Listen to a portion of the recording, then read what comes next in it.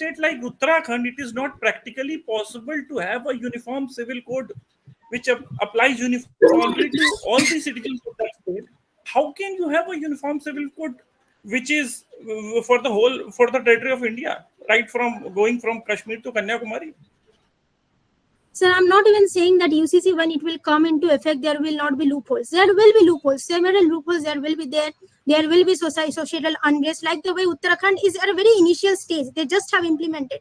Much work can be done on it. Maybe the loopholes which are there, it will be reformed in a later stage. But at least we need somewhere to start. We have to start somewhere.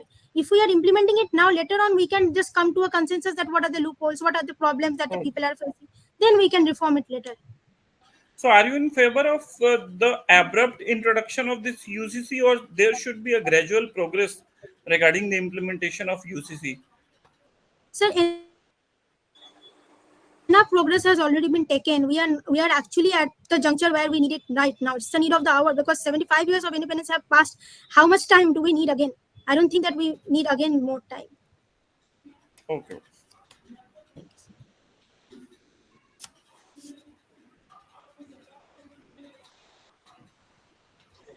So our last participant is Mohammad Amir Siddiqui.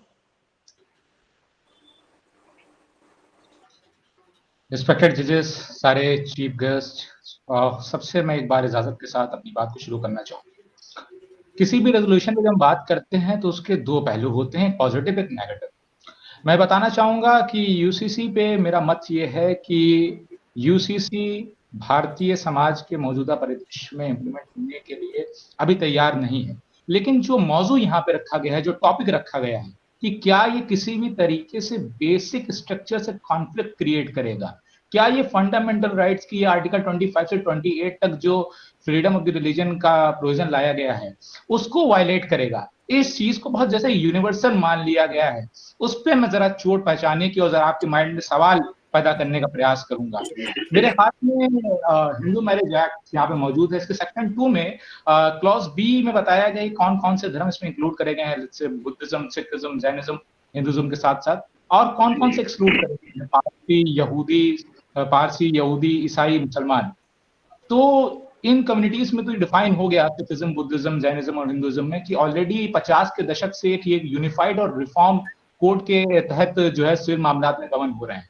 अब अगर हम बात करें specifically इस्लाम धर्म की, एक धारणा ये बना ली गई है कि शायद जिन पर्सनल लॉज को अमेंड करा जाएगा, रिफॉर्म करा जाएगा, एक तो शायद क्या उनमें रिफॉर्म की गुंजाइश नहीं है। मैं बहुत ही फाउंडेशनल तरीके से शुरुआत करना चाहूंगा। मेरे पास ये देखिए मॉडल लॉ किताब मौजूद है, इसको रिवाइज करा था इकबाल अली खान जी ने, और मौजूदा बहुत बड़े कॉन्स्टिट्यूशन लॉ के कानूनविद हैं फैजान मुस्तफा जी। और जो 4 सबसे मेनली हैं सुन्नीस के अंदर, जो कि मेजॉरिटी में है भारतीय मुसलमानों के अंदर, हनफी स्कूल ऑफ लॉ के फाउंडर है इमाम अबू हनीफा, उनके शिष्य हैं काजी अबू यूसुफ। इन 3 लोगों का एक बहुत ही विचित्र सम्मत है जो मैं आपके समझ रखना चाहूंगा कि कुरान जो कि फर्स्ट एंड पैरामाउंट सोर्स है, प्राइमरी सोर्स है इस्लामिक लॉ का, उसमें मात्र 200 से आयतें ऐसी हैं कि जो आपको जो है फैमिली अफेयर्स और लॉ से रिलेटेड एक्टिविटी इस्लाम में इस चीज का स्कोप मौजूद है कि बाय द टाइम, समय के अनुसार और जिस जहां पे आप निवास कर रहे हैं, ह्यूमंस फैमिली अफेयर्स को, सिविल अफेयर्स को के मामलात को अपने तहत इसमें जो है चेंजेस कर सकते हैं और कानून बना सकते हैं। तो पहले तो मैंने ये एस्टेब्लिश करा कि इस्लाम में रिफॉर्म्स के लिए सिविल अफेयर्स में स्कोप मौजूद है। दूसरा हमें समझना होगा कि ये जो पर्सनल लॉज, जैसे शरीयत एप्लीकेशन एक्ट की बात करें जो हमारे पास इस शक्ल में मौजूद है, जिनको वॉरेन हेस्टिंग्स के जमाने से कोडिफाई करने का प्रयास करा गया, क्या ये इस्लाम की जो कोर बिलीफ्स हैं उनका पार्ट है, और जिनका जिक्र 25 और 28 में करा गया है कि आपको अपने रिलीजन की प्रैक्टिस करने की प्रपोजल आती है, समझना पड़ेगा। शरीयत एप्लीकेशन एक्ट की बात करें, सेक्शन 2 की बात करें, इसमें ये कहा गया है कि ये जितने सिविल अफेयर्स हैं मुसलमानों के, उन सब में ये लागू होगा, लेकिन एग्रीकल्चरल जो लैंड के मामलात हैं उनमें आप लोकल कस्टम को वरीयता देंगे। मैं आप सबके समझ ये सवाल छोड़ के जाना चाहूंगा कि क्या कभी भी इस्लाम के जो 4 प्राइमरी सोर्स हैं उनमें किसी जहां ये मेंशन है, प्रॉफिट की जानिब से मेंशन करा गया है कि ऐसे किसी मामले में एग्रीकल्चर लैंड के अफेयर्स में आपको लोकल कस्टम को वरीयता देनी है? तो हमें इस चीज को समझना पड़ेगा कि यूसीसी अगर इस चीज पर गाइडलाइन दे रहा है कि आपको अपनी मैरिज की लत से रजिस्ट्रेशन कराना है कि नहीं कराना है, तो ये फ्रीडम ऑफ रिलीजन की वायलेशन नहीं है। यूसीसी तब फ्रीडम ऑफ द रिलीजन की वायलेशन के उसमें जुमरे में आएगा कि जब वो ये गाइडलाइन देगा कि आपको नमाज में 2 सजदे करने हैं, क्या सजदे करने हैं, हमको इस चीज को समझना पड़ता है। लेकिन इस चीज को स्टैब्लिश करने के साथ साथ कि ये बेसिक स्ट्रक्चर के साथ खिलवाड़ नहीं है, इसका मतलब ये नहीं है कि इसको इम्प्लीमेंट किया जा सकता है। एक और चीज जो बहुत यूनिवर्सल मान ली गई है, 2 जगहों का उदाहरण दिया गया है, गोवा का और जो है उत्तराखंड का। क्या गोवा और उत्तराखंड में लागू हुए कोड पूरी तरीके से यूनिफाइड इन मैनर हैं? हमें सुनना पड़ेगा। मैं गोवा की बात करता हूँ। 1867 में पोर्चुगल में सिविल कोड लागू होता है और उसी के साथ 1869 में गोवा में उसको एनेक्ट कर दिया जाता है, क्योंकि 1960 के दशक तक तो पोर्चुगीज टेरिटरी थी गोवा। तो ये बेसिकली एक पोर्चुगीज सिविल कोड है। क्या ये पूरी तरीके से यूनिफाइड है? हमको समझना पड़ेगा।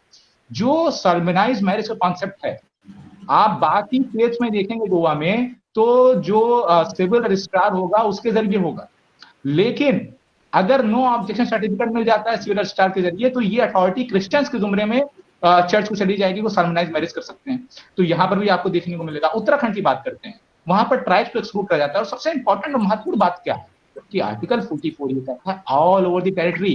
क्या एक राज्य में जो साल 2001 में उत्तर प्रदेश से अलग हुआ है उसमें लागू हुआ कानून आप उसको ये कहेंगे कि ये यूनिफॉर्म सिविल कोड मसौदा है? सबसे बड़ी विडंबना और अलमिया ट्रेजेडी ये है कि हमारे पास कोई मसौदा नहीं है। कहने को बड़ा डिस्कोर्स चल रहा है, बड़ी बातें हो रही हैं, लेकिन आप किसी चीज को अगर लागू करने के लिए प्रतिबद्ध हैं, जैसे वन नेशन इलेक्शन की बात करें, एक हाई लेवल कमेटी खड़ी होती है आदरणीय रामनाथ कोविंद जी की अध्यक्षता में, और हमारे पास एक मसौदा है कि अगर लागू होता है तो इस तरीके होगा। लेकिन हमारे पास किस चीज की गारंटी कौन लेगा कि क्या गोवा में जो लागू है, उत्तराखंड में जो लागू है, यही यूनिफॉर्म सिविल कोड होगा जो हमारे देश भर में लागू होगा? एक जो बहुत बेसिक सी आर्गुमेंट दी जाती है कि नेशनल इंटीग्रेशन को ये मजबूत करेगा।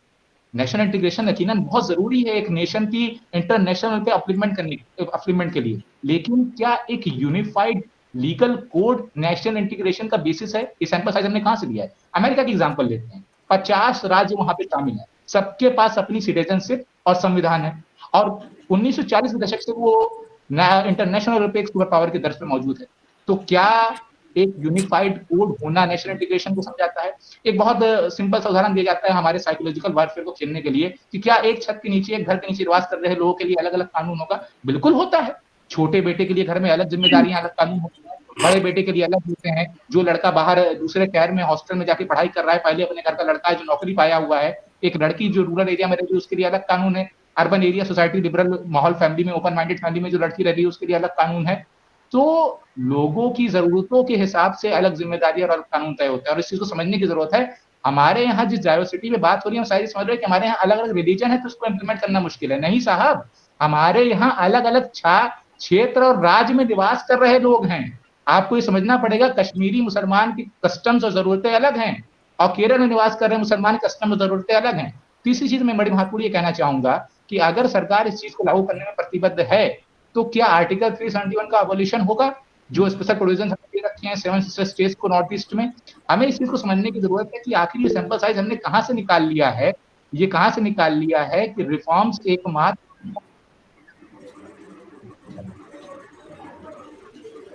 Judges, do you have any questions? Aamir, मेरा सवाल ये था, आपने कहा कि अगर कोई मसौदा हो तो इस पे बात की जाए, तो यानी आप इस पक्ष में इस बात के लिए सहमत हैं कि अगर कोई मसौदा सामने आता है यूनिफॉर्म सिविल कोड को लेकर तो इसकी तरफ भी, इसके पक्ष में भी जाया जा सकता है, यानी आप पर से इसके खिलाफ नहीं है? मैं लेट मी कंप्लीट, अगर आप मुझे बोलते हैं। मैंने ये कहा है कि कोई मसौदा पहले हमारे सामने प्रस्तुत हो तो हम इसकी अच्छाइयों, इसकी बुराइयों, इसकी मजबूतियों, इसकी खामियों पर चर्चा कर सकते हैं। अगर हम गोवा उत्तराखंड की एग्जांपल लेते हैं तो इस चीज की एश्योरेंस कौन देगा कि यही वो कोड है जो through out the country implement होगा? चर्चा के लिए भी तो एक मसौदा होना चाहिए ना सर। लेकिन आपको आइडिया तो होगा, यूनिफॉर्म सिविल कोड में कुछ ऐसे सिविल राइट्स होते हैं जैसे विवाह संबंधी होते हैं, इनहेरिटेंस संबंधी होते हैं। ये आपको भी पता है कि इससे कौन कौन सी हम अहम चीजें, कौन कौन सी चीजें डील हो जाएंगी, जहां पर हम कोशिश करेंगे कि लैंगिक समानता स्थापित हो सके। यूनिफॉर्म सिविल कोड का एक बहुत बड़ा मकसद ये है कि भारत जैसे देश में जहां लैंगिक समानता नहीं रही है, चाहे वो किसी भी पक्ष की बात कर लें, किसी भी समुदाय की बात कर ले, बहुत हद तक हिंदू सिविल कोड को कोडिफाई कर लिया गया तो समानता की बात आ गई, वरना वहां पर भी नहीं थी। महिलाओं की संपत्तियों में अधिकार नहीं था, महिलाओं के विवाह संबंधी, विवाह विच्छेद के अधिकार नहीं थे। तो क्या ऐसे अधिकार से दूसरे समुदाय की महिलाओं को वंचित रखा जाए सिर्फ पर्सनल लॉ के नाम पर, या उनके भी अधिकार को सुनिश्चित किया जाए, उनके भी लॉज को यूनिफॉर्म बनाया जाए, उनको भी 4 शादियों जैसी विसंगतियों से ना जूझना पड़े? हमारे यहाँ भी था। बिल्कुल। हमारे यहाँ का मतलब मेरा मेजोरिटी, जी। अगर हिंदू समुदाय की बात करें, वहां पे भी पॉलीगेमी बहुत ज्यादा आप यूज में देखते थे 55 से पहले, लेकिन आज की डेट में कानून बनने के बाद से ये प्रैक्टिस बंद हुई है। तो क्या आपको बिल्कुल। नहीं लगता है कि ऐसे प्रैक्टिसेस को बंद करने के लिए एक बहुत अच्छी पहल है अगर समान नागरिक संहिता कर दी जाए? समान नागरिक संहिता का मतलब वो नहीं है, आइडेंटिकल सिविल कोड नहीं है, जो आप कह रहे थे कि आपकी रिलीजियस प्रैक्टिसेस पर कोई बदलाव नहीं, essential religious practices will remain the same. जो आवश्यक धार्मिक अभ्यास है वो आपके अनुच्छेद 25 का अभिन्न हिस्सा है और वो बना रहेगा, लेकिन अनुच्छेद 25 समान नागरिक संहिता के क्रियान्वयन के लिए कोई प्रतिरोध पैदा नहीं करता है। हाँ, मैं आंसर सर, एक शब्द होता है अविश्वास। जैसा कि आपने बात करी और आपने शुरू में भी एक बात करी थी कि क्या सिर्फ पर्सनल लॉज के मौजूदगी की वजह से एक समाज के आधे तबके को, महिलाओं को, एक जेंडर को सेकंड क्लास सिटीजन के तौर पर ट्रीट करना सही है? जब भी हम बात करते हैं हमारे इंटेलेक्चुअल तबकों में कि हम एक समाज की, एक जेंडर की अपलिफ्टमेंट के लिए कानून ला रहे हैं, तो क्या ये अवेयरनेस हम उन तक पहुंचा रहे हैं? हम लखनऊ आते हैं, हम लुटियंस दिल्ली में बैठ के एसी रूम में किसी आलिशान से ऑडिटोरियम में बैठ के बातें कर सकते हैं, लेकिन क्या 10 किलोमीटर दूर हाईवे पे निवास कर रहे झुपड़ी में, जिनके लिए आप ये कह रहे हो कि वहां डिस्क्रिमिनेशन हो रहा है, उन तक आप ये बात पहुंचा पा रहे हो? मेरा बिल्कुल इसके लिए पसदार हूं कि ये सारे रिफॉर्म्स होने चाहिए, लेकिन क्या इन रिफॉर्म्स का एकमात्र जरिया यूसीसी और यूनिफॉर्मिटी इन नेचर वाले कोड्स ही हैं? क्या जो जजमेंट, जैसे आपने जुडिशियल रिव्यू का मेंशन करा, क्या जो है लेजिस्लेशन इस तरीके लॉस पास नहीं कर सकती है? आप देखिए शायरा बानो केस के बाद जो है लॉ पास होता है, जो है Muslim women protection of rights on marriage act 2019। तो लेजिस्लेशन के जरिए भी आज सर एक बात समझिए, अगर किसी से एक साथ उनका खाना आप छीन लेंगे तो उनको एहसास होगा कि आपने कुछ छीना है, लेकिन अगर आप उसमें चटनी के बजाय अचार डालेंगे तो उनको इस चीज का एहसास नहीं होगा। आपको समाज के अनुसार कि क्या रैपिड चेंज, जिसको शॉक थ्योरी हुई थी 90 के दशक में रशिया में जब इकोनॉमिक चेंज करा गया था, तो क्या आप शॉक थ्योरी का इस्तेमाल करने जा रहे हैं अगर रिफॉर्म्स लाने के लिए, या फिर समाज के अनुसार अलग अलग तरीके से चेंजेस करने का प्रयास करें? ये मैटर करता है। और अवेयरनेस कितनी फैला है। यानी अगर भरोसा पैदा किया जाए समुदाय के बीच, विश्वास पैदा बिल्कुल। किया जाए, तो ऐसे मसौदे आ सकते हैं। आपका मत ये है। और हर ट्राइब्स और हर पर्सनल लॉज के जानकार को जो भी कमिटीज बने, जो भी फोरम्स बने, उनमें शामिल करा गया। ठीक, गुड।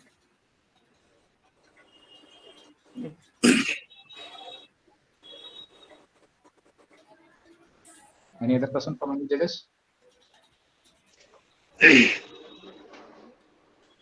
मैं एक क्वेश्चन पूछना चाहता हूं, मेरा थोड़ा गला बैठा है। जी sir ji.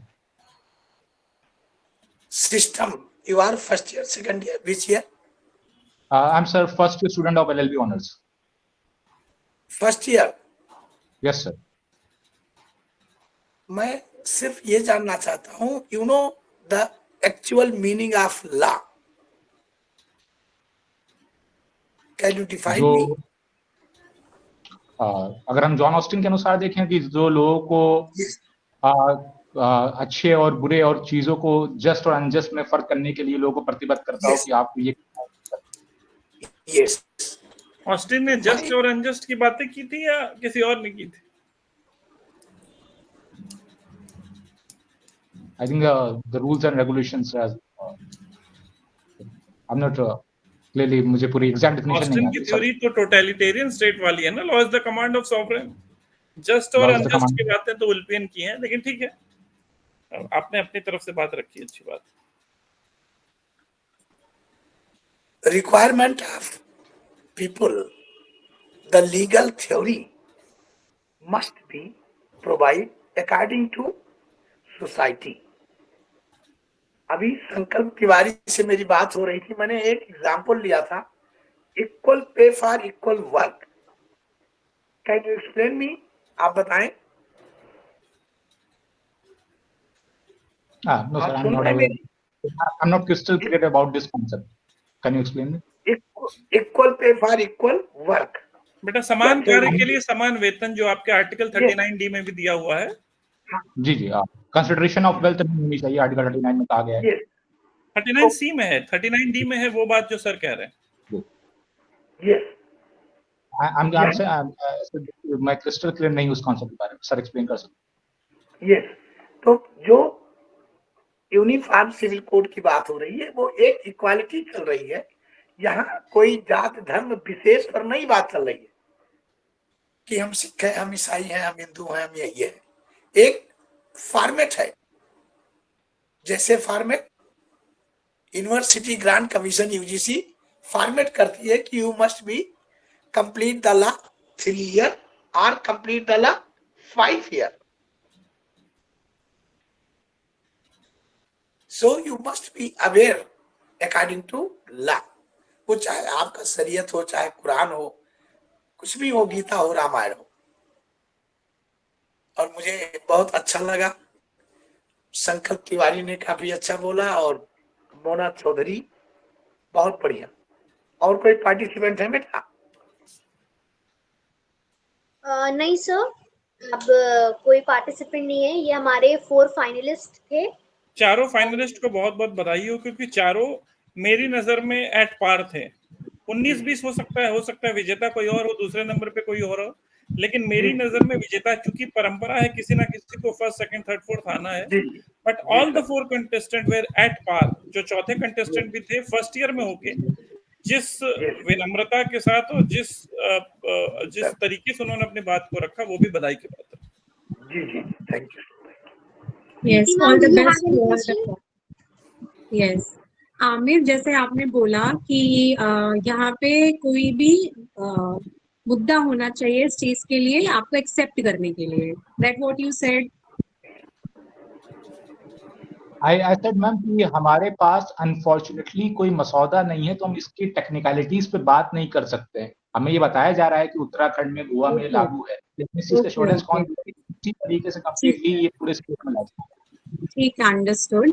Aamir, my question is, Saira Banu case आया तो उसके बाद हमें एक अवेयरनेस लगी कि there are certain conflicts where going on, मतलब irrespective of the religion. Okay, तो हमें एक अवेयरनेस लगी कि माइनॉरिटीज में भी ऐसी प्रॉब्लम हो रही है, तो एक सेकुलर प्रोविजन बनाया जाए। ठीक है, उसके बाद फिर आपने बोला कि एक एक्ट कोडिफाई हुआ है, फेयर इनफ। तो आप, जैसे आपने बोला कि कोई वहां पे एसी के रूम में बैठ के वहां पे कमिटीज बन रही हैं, there is no implementation, the clause has been given. ठीक है, तो law commission report, latest report 2018 itself says कि अभी हमारा country is not ready to accept this concept of UCC. Okay, तो मुझे ऐसा लगता है कि माय क्वेश्चन इज कि लॉ कमीशन रिपोर्ट अगर वो बनाई जा रही है तो प्रॉपर एनालाइज करके सोसाइटी को बनाई जा रही होगी।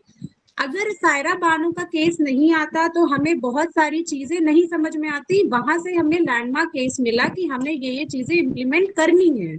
तो तुम्हें नहीं लगता यूसीसी अगर एक कोड आ जाएगा तो आपको नहीं लगता बहुत सारी मतलब number of problems can be solve at once?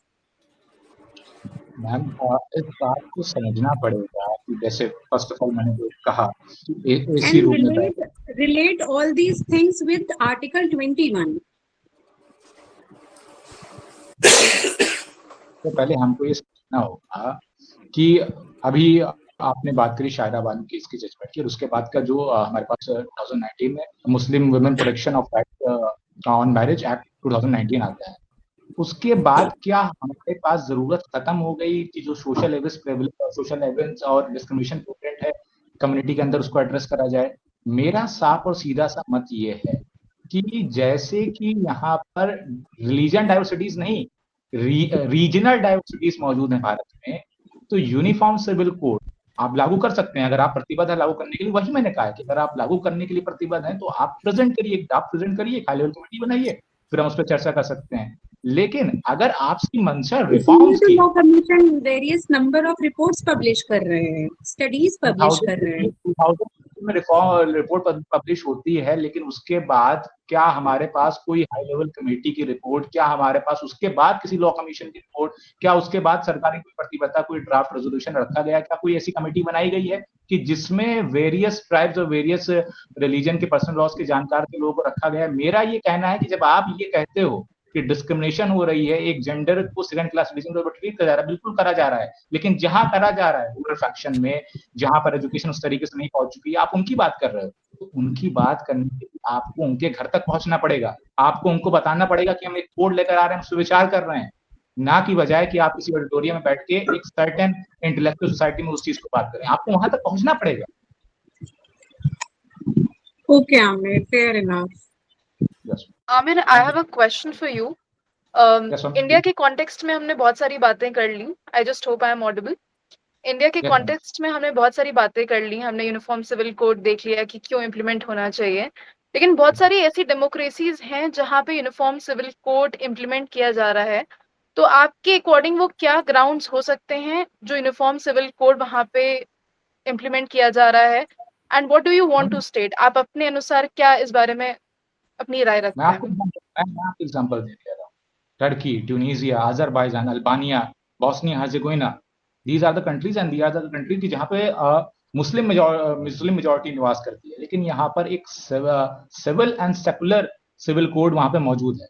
उसकी जरूरत क्या है कि आज हम जिस सोसाइटी में रह रहे हैं कि जहाँ मैग्ना कार्टा से लेके और उसके बाद रेनेसा से लेके एज ऑफ एनलाइटमेंट से लेके पूरी इंडस्ट्रियल रेवोल्यूशन से लेके पूरा कल्चर एक्सचेंज हो चुका है, और आज यहाँ पर हमारे पास जेंडर इक्वालिटी और division of labour, equal opportunity और इन सारे जैसे कॉन्सेप्ट हमारे पास आ चुके हैं, जिनको उन रिलीजियन लॉस में, उन पर्सनल लॉस में यकीनन कहीं जगह नहीं मिली। Equity, justice and good governance concept आ चुका है, तो उनको इंक्लूड करने के लिए उन सारी मॉडर्न डेमोक्रेटिक कंट्रीज में जो है एक सिविल और सेकुलर जो है कोड की इम्प्लीमेंटेशन हुई है, और ऐसा ही हर जगह होना चाहिए। लेकिन आपको ये देखना पड़ेगा कि हर कंट्री की जो सिचुएशन होती है और उनमें निवास कर रहे लोगों की जो डाइवर्सिटी है वो अलग अलग होती है। तो रिफॉर्म जरूरी है। अब वो रिफॉर्म एक यूनिफाइड मैनर के कोड के जरिए हो, या फिर अलग अलग judgments by the judicial review of the supreme court, और या फिर जो है लेजिस्लेशन के द्वारा पास करे गए अलग अलग कानूनों के जरिए। रिफॉर्म जरूरी है। आपकी राय में ये विश्वास पैदा जो होगा समुदाय में, वो कहाँ से पैदा होगा? अदालतों से या सरकारों से?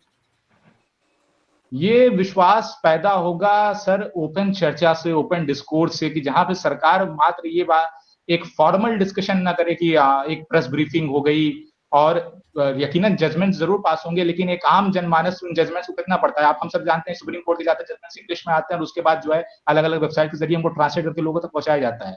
सरकार, इंटेलेक्चुअल तबके, एक एक पब्लिक स्पेयर जो इंक्लूडेड है, हमारे सहाफी, हमारे जर्नलिस्ट, हमारी मीडिया, इन सब के जरिए जब एक डिस्कोर्स, क्योंकि आप प्रतिबद्ध होंगे, जब आप एक नेशन वाइड एक चेंज लाना चाहेंगे तो उसमें सिर्फ एक मात्र गवर्नमेंट किसी एक ऑर्गन के जरिए काम नहीं हो सकता, सबको साथ मिलकर एक डिस्कोर्स बनाना पड़ेगा। उस डिस्कोर्स में सबकी सुननी पड़ेगी, तब ये विश्वास मत पैदा हो सकेगा। ठीक है, गुड।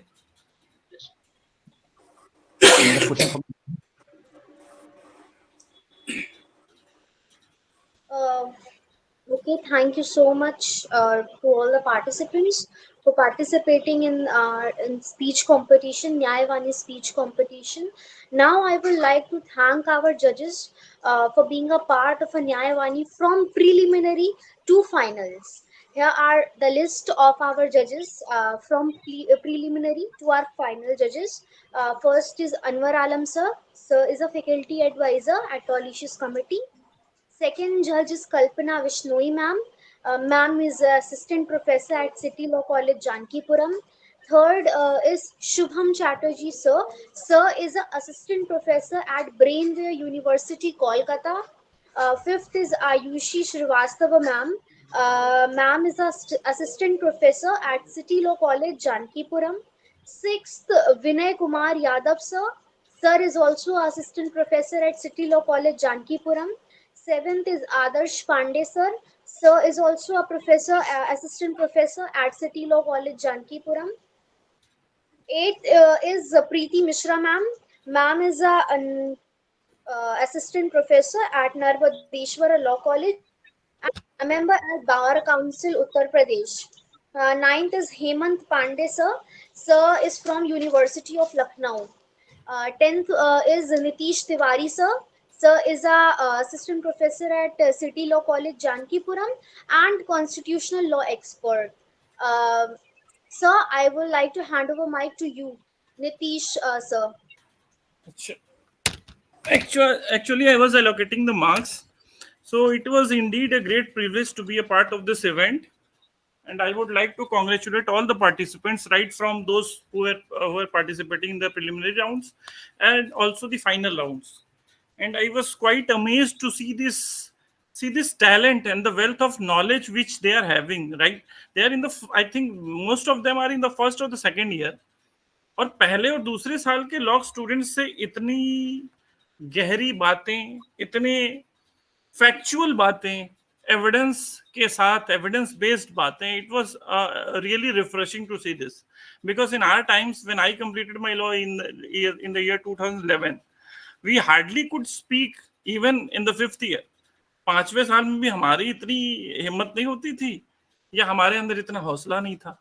बट ये देखना बहुत ही अच्छा है, बहुत रिफ्रेशिंग है कि इस फर्स्ट ईयर में आमिर है या फर्स्ट ईयर में सोनाली है और पहले साल में यूनिफॉर्म सिविल कोड को लेकर एक पर्सपेक्टिव भी बना पाना मुश्किल है. It's not easy because it's a complex issue, है ना. तो इतने सेम तरीके से, इतने अच्छे तरीके से अपनी बातों को रखना, and they have done their homework, they know the various case laws, they are having the knowledge about the law commission report, they have also gone through the various provisions of constitution also. So it is really very good to see this, and I hope that in the events to come I'll also be a part of the future events. मुझे बहुत अच्छा लगेगा शामिल होके, and all the best to all the contestants. जैसे मैंने अभी कहा कि ऐसे events में you have to have a winner, but in my eye everyone was winner today. सबने सब कुछ अच्छा कहा, because we have to do ranking, marks देने ही देने. तो एक दो मैंने जो भी मार्किंग की है उसमें एक एक नंबर से सब 1 फर्स्ट सेकंड थर्ड फोर्थ आ रहे हैं, है ना. तो एक कोई फर्स्ट होगा, कोई फोर्थ होगा, बट जैसे मैंने कहा मेरी नजर में सभी टॉपर हैं, सबने बहुत अच्छा किया. So all the very best to all of you. Thank you for inviting me. Thank you so much sir. सबसे अच्छी बात है कि आप, जैसा मैंने कहा कि आप लोगों ने जिस तरह, बस एक दो बातें मैं जरूर कहूंगा कि कोशिश करनी है, जहां तक कि लीगल डिबेट्स होती हैं, लीगल स्पीचेस होती हैं, कोशिश करना है हमें कि जो भी बात कर रहे हैं उसको ज्यादा से ज्यादा केस लॉस को साइड करें, ज्यादा से ज्यादा प्रोविजंस को साइड करें. अगर थोड़ी बहुत जो 19-20 बातें रही थी कहीं कहीं, वो यही रही थी कि यू हैड, मतलब आपने पढ़ा है केसेस को, बट बेहतर होता कि कुछ और केस लॉस को, जैसे आमिर ने बहुत अच्छी बातें कही, लेकिन बेहतर होता कि कुछ आप केस, जैसे लॉ कमीशन रिपोर्ट की बात कर देते आप, या कोई केस लॉ की बात कर देते, ऐसे केस लॉस की बात करते जहां सुप्रीम कोर्ट ने कहा है कि इसको इम्प्लीमेंट करना मुश्किल है. Otherwise you all were very good. Sorry मैंने दोबारा अपनी बात कही. Okay, sir. Thank you so much, sir. So our 11th judge is Ishant Tripathi, sir. Unfortunately, he's not here at present time.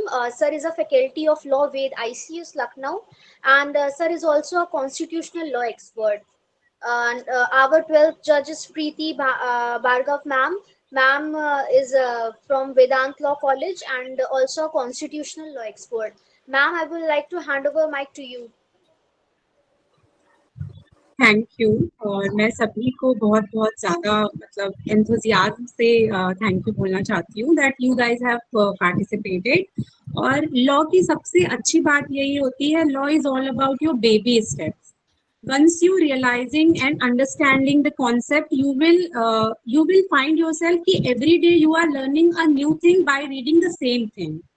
हर दिन जब भी आप बेरेक पढ़ेंगे आपको लगेगा कि आज मैंने ये सीखा है, तो कल आप फिर से अगर बेरेक पढ़ेंगे तो फिर आपको लगेगा अच्छा इसका मतलब कुछ और है. तो law is all about the common sense and reading. और मुझे ऐसा लगता है कि आप लोगों ने बहुत अच्छी स्पीच दी और मैं बहुत ही ज्यादा ऑब्लाइज हूँ कि आप लोगों ने मुझे इनवाइट किया. Thank you so much and all the very best to all the participants. Thank you so much, ma'am. Now I would like to introduce to our chief guest of today's competition, Mr. Narendra Bahadur Tiwari, sir. Sir is a practicing advocate at Supreme Court of India and Delhi High Court, as well as various district courts and tribunals. He is esteemed founder of Narendra and Narendra's Associates, a prominent law firm, and Narendra's Judiciary Academy. Sir, I would like to hand over a mic to you. Thank you बेटा. Today मैं आज इतना खुश हूँ कि all over India से बच्चे intern करते हैं हमारे लॉ फर्म में, और ये जो बच्चे फर्स्ट ईयर के जिन्होंने आज इतना अच्छा फीडबैक और स्पीच दिया, मुझे इन पार्टिसिपेंट को इतना कहना है, फाउंडेशन कि यदि हमारी फाउंडेशन अच्छे से और बढ़ना शुरू हो जाए, और ये फैकल्टी का काम है, जैसे गार्जियन अपने फैमिली को कंप्लीट करते हैं, सेम फैकल्टी का हम लोगों का काम है केस स्टडी करना और केस को सजाना। मैं इसमें जो मुझे लगा, मोना चौधरी जो भी लड़की है, मुझे सबसे अच्छा उसका एक तो स्पीच लगा, सेकंड पर संकल्प तिवारी ने एफर्ट्स किया, और थर्ड पर मिस्टर आमीन। तो जो एफर्ट्स किए हैं मुझे बहुत अच्छा लगा, और आप लोगों की टीम जो मुझे खुशी होती है। मैं अवध यूनिवर्सिटी फैजाबाद से 1987 में ला करके मैं सुप्रीम कोर्ट आया, और अवध यूनिवर्सिटी आज डॉक्टर राम मनोहर लोहिया है। तो लखनऊ का नाम जब भी आता है तो मैं चाहता हूँ जुड़ा रहूं। जब भी जरूरत पड़े आप हम लोगों को इनवाइट करें। बहुत बहुत धन्यवाद बेटा, बहुत बहुत धन्यवाद। Thank you so much, sir. Now I would like to introduce to our special guest, Kesari Nandan sir. Sir is an assistant prosecution officer, district and session court from Sitapur.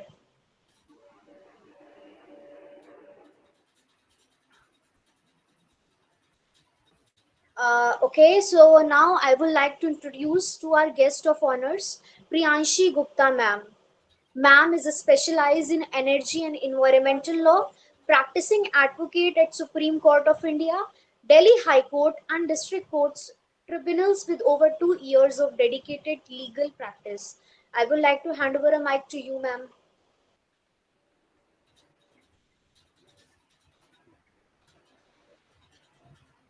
Priyanshi Gupta ma'am, are you here? Yeah, am I audible to everyone? Yes, ma'am. Okay. So first of all, I would really like to thank your team, Lawlicious Committee, and all the participants for speaking so well. And your speech, I mean, your hard work and the way of presenting this topic, it was really very nice. And our field is such that more and more you argue, more and more you understand things, and more you participate in such debates or moot court competitions, you will learn more. Because we practicing in Supreme Court or high courts or tribunals, we see that presenting, some people are good at drafting, some people are good at presenting things, right? Everybody has some different and good qualities of it. So I would like to say, you all three or four of us you were excellent, and you presented your speech in such a manner. I mean, I would like to appreciate Amir as well. Being in first year, he spoke so well. It was actually very well spoken by you. And thanks to everybody, and thanks to all the judges as well. And yeah, that was nice being a guest in the speech competition. Thank you. Thank you so much, ma'am. Now I would like to introduce to our another guest of honor, Dr. Chandel ma'am. Ma'am is currently working as an assistant professor. Ma'am judged various competition and presented research papers at various national conferences. Ma'am is a silver medalist in IPR from Ram Manohar Lohia Law University. Ma'am, I would like to hand over a mic to you. Please also mention that she was the former assistant professor in City Law College. Okay. She is a former assistant professor in a City Law College too. Thank you so much, Shustra. Thank you so much, Nitish sir. It has been great connecting with you after such a long time. I extend my heartfelt thanks to Lawlicious Committee for inviting me over here on this platform. I really want to congratulate each and every individual who has participated, and they have done the wonderful job. I firmly believe that if a house has one law for one member and another law for the another member, would it be any way possible that the country is going to run? Keeping that in mind, keeping the secular spirit in mind, and also believing that India is a country with many novelties and many peculiarities, and we feel the guard of honoring this country. I believe that whosoever has participated and being in the very first initial year of law, they have done it so in such a great manner that there is no scope of finding out the loopholes. And we as professors are going to learn so much from you, that as a professor we are going to enjoy thoroughly enjoying your speech, your words, and your wisdom of knowledge. So I just wish and congratulate each one of you a very best for your future endeavors. Hope you find a great. Thank you so much. Thank you so much, ma'am. It's a teamwork, so I would like to introduce to our core team, founder Mr. Vivek Dixit, I, Convenor Yusra Khan, organizing committee head Divyanshu Mishra, and event manager Ashu Mishra. This is a hard work of our team, so I would like to hand over a mic to our founder, Mr. Vivek Dixit.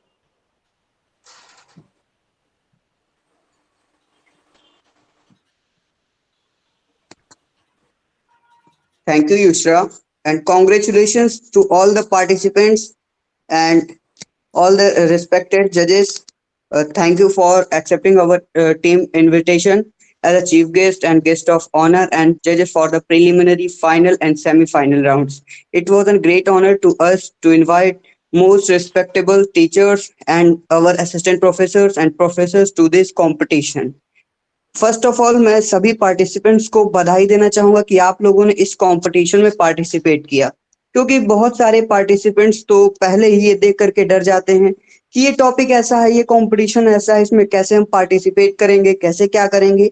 ये सारी चीजें देख करके हमें डरना नहीं चाहिए और ऐसे कॉम्पिटिशन्स में पार्टिसिपेट करते रहना चाहिए, क्योंकि बहुत सारे स्टूडेंट्स ऐसे रहते हैं जिन्हें माइक से हेजिटेशन होती है, स्टेज पर नहीं जा पाते हैं, स्टेज पर जाने से पहले ही वो डरते हैं। तो इस हेजिटेशन को दूर करने के लिए आपको पब्लिक स्पीकिंग में पार्टिसिपेट करना चाहिए, क्योंकि जब मैं भी अभी भी स्टूडेंट हूँ और जब मैं पार्टिसिपेट नहीं करता था तो सबसे पहले ये हमारे अंदर एक डर बैठा रहता था कि मैं वहां अगर स्टेज पर पहुंच गया या कुछ सामने बोल रहा हूँ, जो हमारे सामने ऑडियंस बैठे हैं, रिस्पेक्टेड जजेस हैं, ये अगर मैंने कुछ गलत कहा तो फिर ये हमारी बेइज्जती होगी, बाद में हमें ट्रोल किया जाएगा। इन सभी चीजों को ध्यान में रखते हुए अगर आप अपने आप को पार्टिसिपेट करने के लिए अग्रसर करते हैं तो ये बहुत ही अच्छी बात है, क्योंकि अगर आप जब तक पार्टिसिपेट नहीं करेंगे तब तक आपका ये जो स्टेज फियर है ये खत्म नहीं होगा। और आपने इस कंपटीशन में पार्टिसिपेट किया तो बहुत ही शुभकामनाएं। और अभी कुछ ही क्षणों में आपके समक्ष रिजल्ट भी घोषित किया जाएगा और जो पार्टिसिपेंट्स हैं उन्हें सर्टिफिकेट दिया जाएगा और मेडल भी हार्ड कॉपी में प्रोवाइड किया जाएगा। बाकी जो हमारे जजेस हैं वो आपको अभी अपना गाइडेंस भी दिए कैसे आपको क्या करना है, वो सारी चीजें आप नेक्स्ट पार्टिसिपेशन जब कहीं भी करेंगे वहां पर भी आप इसे उपयोग में ला सकते हैं, क्योंकि अगर आप यहाँ पर हार रहे हैं इसका मतलब ये नहीं कि आप पार्टिसिपेशन करना बंद कर देंगे, क्योंकि यहाँ से आपको एक सीख मिलती है और इस सीख को धीरे धीरे ही सफलता की सीढ़ी चढ़ी जाती है और मंजिल तक पहुंचा जाता है। धन्यवाद।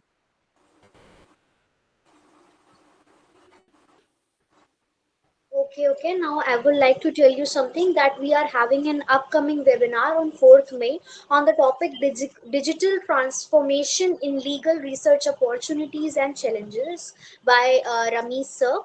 Okay, so thank you so much to every one of you, and best of luck to every participants. And thank you so much, assistant professors, and to all the advocates. Thank you for being a part of this competition. We are very grateful. Thank you so much, everyone. Thank you so much. Thank you, beta. Thank you.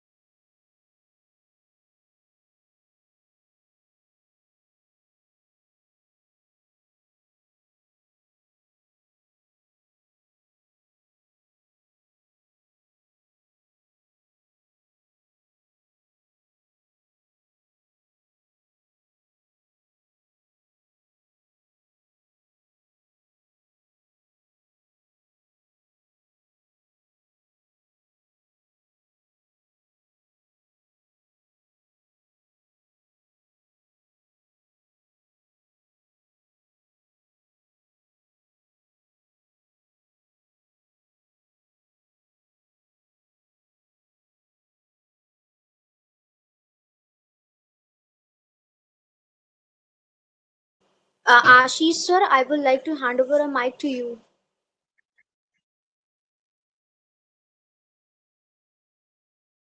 Sorry, Adarsh sir.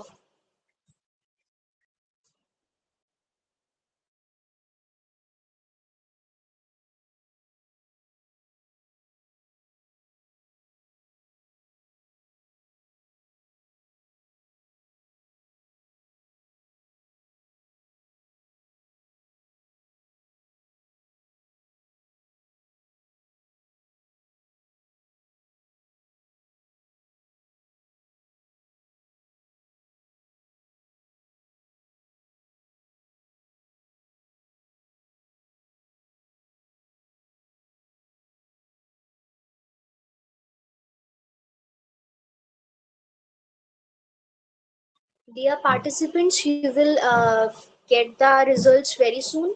Now you can leave the meeting.